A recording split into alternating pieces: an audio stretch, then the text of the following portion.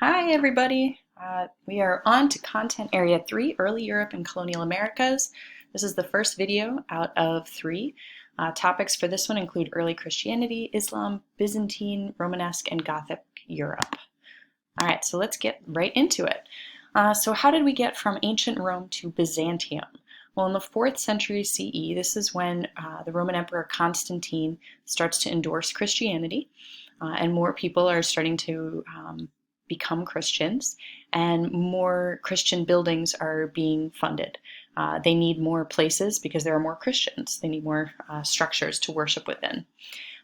He also starts the process of founding Constantinople. And then eventually, after his death, another Roman emperor makes Christianity the state religion. And in 391, there's a ban against the worship of all of the Roman gods.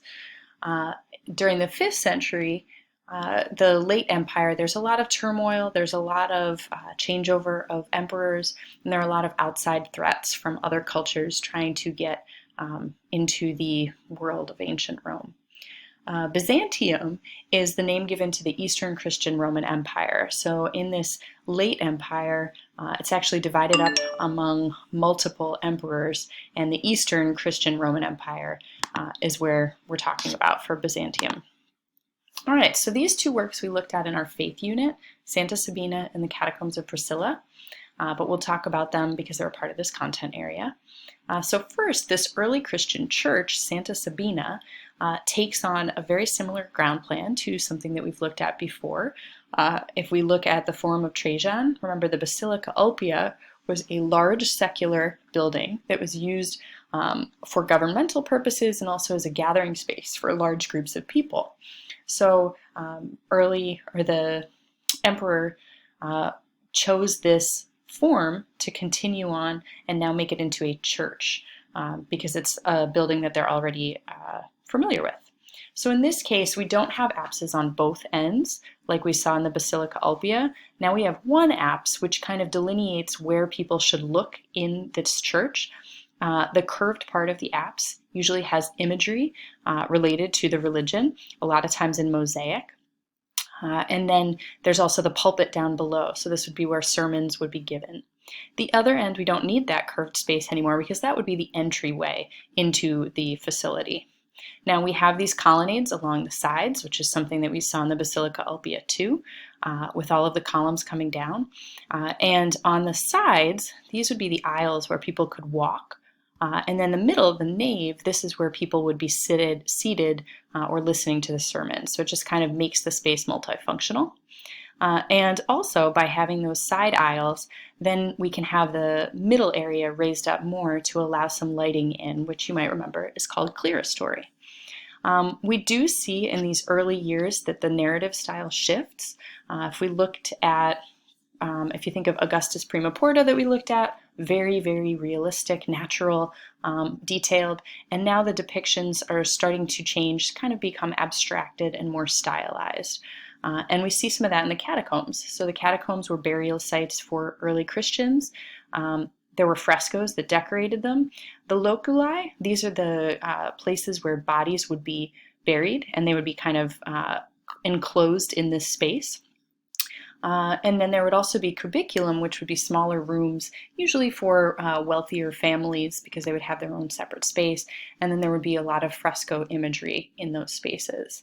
Here's a good example. If we compare the figures to what we saw in ancient Greece and ancient Rome, you can see there's a lot less detail, much more simplistic and stylized, not as realistic in form. And that's not because they weren't able to, it's because that wasn't really their primary focus, trying to make things the most naturalistic as possible. Instead, having different styles and abstracting was okay because it was more about the meaning behind the pieces. All right, moving on to early Byzantine, we have San Vitale featuring the Justinian panel and the Theodora panel, and then we have the Virgin Theotokos and Child between Saints Theodore and George. So if we start with San Vitale, here's our floor plan. This is a centrally planned church, so different than the Basilica plan. We see tons and tons of mosaic, lots of gold. This is very Byzantine. And these two mosaics, which are pretty large, would be right here and right here. So they're flanking the apse. This is the central kind of pulpit area here. This is the entryway into the church. And so all of a sudden in this church, this holy space, we have an emperor and the empress featured. So we have these political leaders with the church. So all of a sudden they're kind of showing their divine right to rule by putting themselves as a part of this church. And the images are them participating in the Eucharist. So they're kind of shown in this religious setting, but also as the leaders. So this is actually fiction. We don't believe that Justinian and Theodora ever actually came to Ravenna, where San Vitale is, but it's just a way to kind of show a connection between church and state. And let's look at the depictions for a second, because they're very Byzantine in style. We'll just focus on Justinian. If you look, it's kind of a flat space. There isn't a lot of depth. The background is very plain. The figures are, for the most part, very, very frontal. And look at the feet. They're not really realistic in their foreshortening. They're just simplified.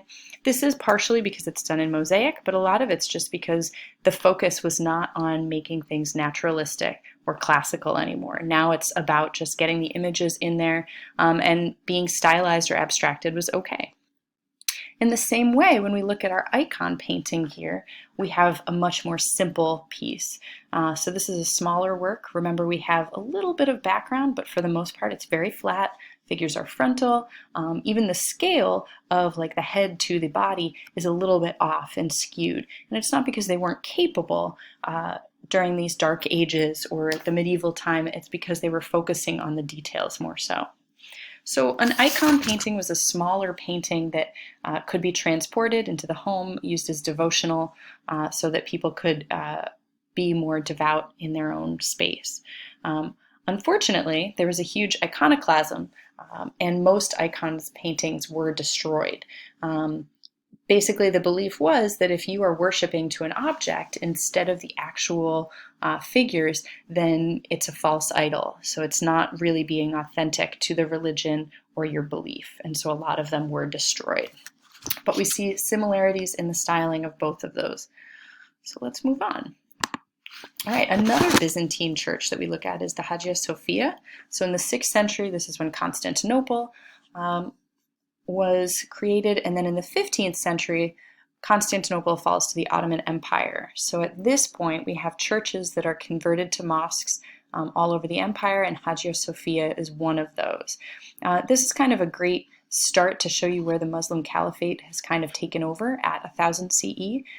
Remember that we see a huge influx of Muslim culture in Spain, so we'll look at some works related to that as well. And then eventually I think it's King Philip comes back and takes Spain back. But we do see a lot of Islamic culture in this region as well. So let's talk about the Hagia Sophia. We have more of this central plan. We have this large dome, and now they're trying to get a lot of light in. So you can see there's a row of windows around in this dome. The way they're able to make more light come in is to make these large pendentives, these large triangular parts that help to carry the weight from this giant dome down to the floor below. And in this case, in the Hagia Sophia, we have lots of partial domes that are starting to disperse the weight out. Despite all of this, once the Ottoman Empire takes Hagia Sophia over and makes it into a mosque, they had to add on a lot of buttresses. Remember, these large elements on the outside to help support the weight. And then they also added on minarets, which is they're calling towers to prayer, which is something that is a detail that we see in a lot of mosques. Yeah, all right. I guess lastly, even though this started as a church, became a mosque, now it is a museum that you can actually travel to and visit.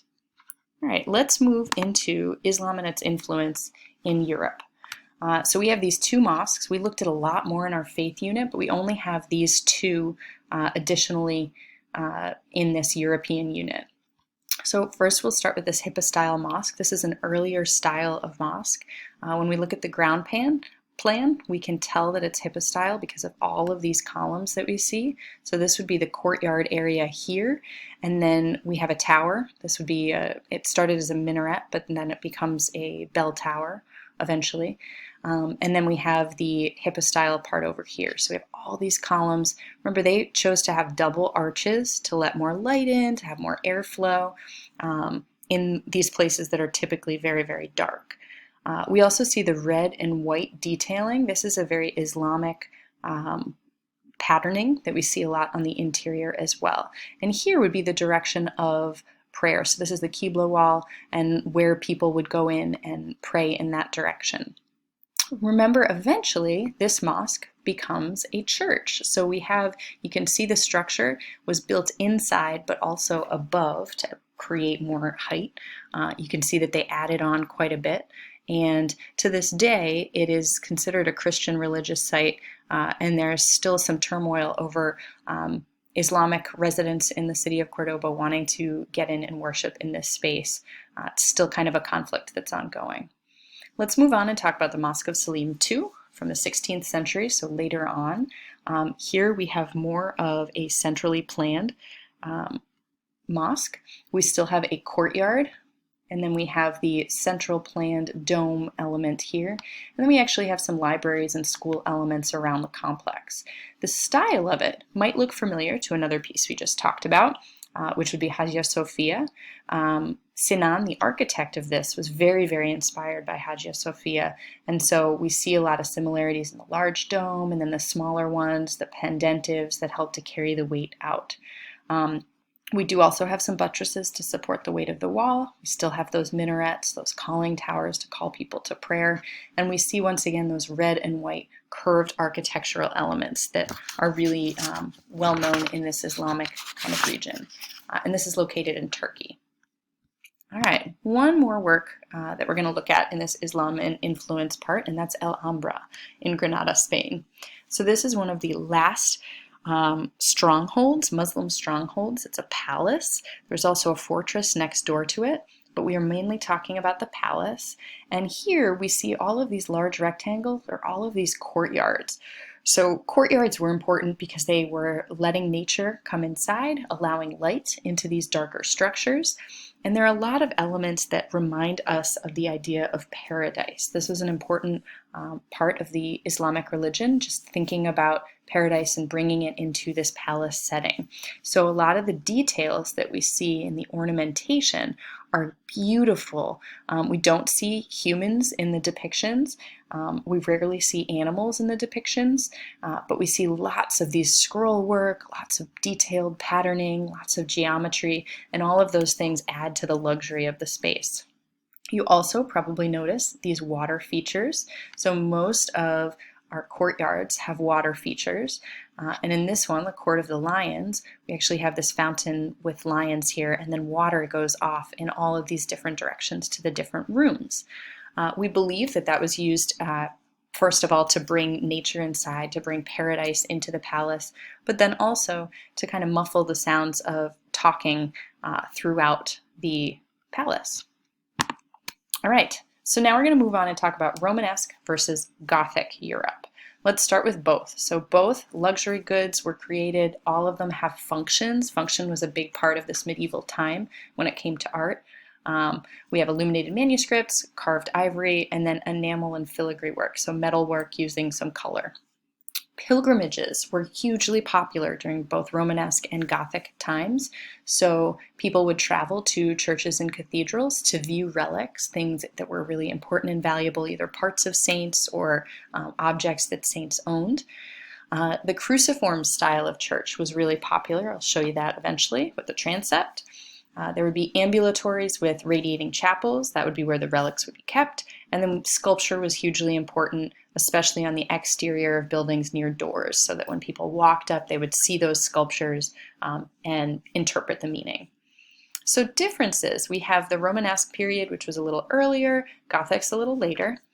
Romanesque thick walls, Gothic thin walls, and a higher roof. So they're getting better at making things lighter. Barrel vaulting, which we see right down here with Romanesque. Gothic, we see more groin vaulting and a lot of pointed arches. Dark interiors for Romanesque, and then we have more stained glass and light with Gothic, more windows, bigger spaces. We have regular buttresses with Romanesque, and then we have flying buttresses with Gothic, which I'll show you. churches in Romanesque, larger cathedrals with Gothic. And then in Romanesque styling, we have more abstraction and more naturalism in Gothic Europe. Lastly, the cult of the Virgin Mary, it begins during the Romanesque period, but really takes off during Gothic Europe. All right, so Romanesque, we look at the Church of St. Foy, and up at the top, the tympanum of the Last Judgment is something that you could see on the exam as well. So let's start here. We have this cruciform plan. Remember, it looks like a church. We have the nave going down the middle. This would be where people would be seated, transept going across, and we have this area, which would be the ambulatory, basically the walkway that while a service might be going on, pilgrims could come in, they could walk around, see the church, and then they would stop at these radiating chapels. This would be where relics would be placed, so they could stop and worship in front of them or leave gifts, and then exit without interrupting the service. Here is the reliquary of St. Foy. This is really beautiful, decadent. A lot of times relics were something simple like a tooth or a fingernail. And so they would create these really, really ornate, detailed forms that would hold these small relics just to kind of elaborate their wealth and their worth. This reliquary actually involves a lot of spolia. So a lot of the people would leave gifts for the saint, and so they would add them to the reliquary. When we look at the exterior of the church, we do see some windows, but they're very minimal, and it looks very close together, very rectangular. Same thing when we look at the interior, dark. We see the barrel vaulting throughout, just much more narrow and smaller and a tighter space, which is more Romanesque. When we talk about the tympanum, this would be outside above the door. In the 12th century, the idea of purgatory comes about. So this idea of you could enter into heaven or hell depending on your worship, your devotion. And so this would serve as a warning as people walked up, telling them, you have to be devout and you have to believe in order to avoid ending up in hell. All right, another piece that we look at is this Romanesque Bayeux Tapestry. The reason it's Romanesque is there are flat colors, patterns, and stylization, but this is not a religious work. Instead, this is a commemorative work of the Norman invasion of England. It's a huge, huge, huge embroidered panel with continuous narration, so we see characters repeated, lots of different elements of the story told, and there's some abstraction in the animal border that we see around as well. Okay. Let's move on and talk about Gothic Europe, and we're going to talk about Chartres Cathedral. So remember, cathedrals are a lot bigger than churches. We still see on the portals outside in the tympanum religious imagery, lots and lots of detail. But some main differences that we see are when you look at the facade, we see tons of windows, lots of light being let into the space. We see those flying buttresses. Remember, those are pieces that are helping to hold up the wall, but they have negative space underneath. So they're kind of like spider legs. We see rose windows, which just allow more light in, but really colorful light to bring in the ambiance to the church. And here's another great example of stained glass. Remember, during this Gothic period, the cult of the Virgin Mary becomes really popular, and so there's this beautiful depiction of Mary. We also believe that the relic of this cathedral was basically a nightgown that they believe that the Virgin Mary wore after giving birth to Jesus. Some differences when we look at the plan, we still see cruciform, but all of these little X's point to the fact that there's a really high roof with all of these pointed groin arches. And you can see there's a lot more space inside of here. It feels a lot lighter because of all of the windows and the thinner walls too. All right, Gothic Europe continued. Here we see influence of stained glass. This is an illuminated manuscript. We also see that professional artists at this later point are making the illuminated manuscripts versus monks from earlier times. And here we see commentary related to the medieval period and also biblical stories. So they're trying to make it relatable to the people living during this period. We also have the Rotgen Pieta over here. Remember, Pieta means pity. So they're showing this motherly Mary and then this emaciated, this really sick, dying Jesus. It's supposed to make you feel pity and make you really, really feel devoted as you look at this sculpture. All right, moving on to some luxury goods during this time. Fibulae, remember these were something that Roman cloaks were pinned on with. And then we have the pyxis over here. So if we start with the fibulae, we have tons and tons of small metal work here and all of the different coloring, which is the enamel that you see. Zoomorphic patterning. So for instance, there's this abstracted fish in here. They're using animal imagery, but they're doing it in a different way that's more abstracted. Both of these would be considered horror vacui too, which is just a really nice, fun word to describe how busy and detailed the imagery is on the surface. We talked about carved ivory and how it is prevalent during the medieval period. This is considered an Umayyad piece that would be of Muslim influence, and you do see figures in it because it's not technically a religious piece.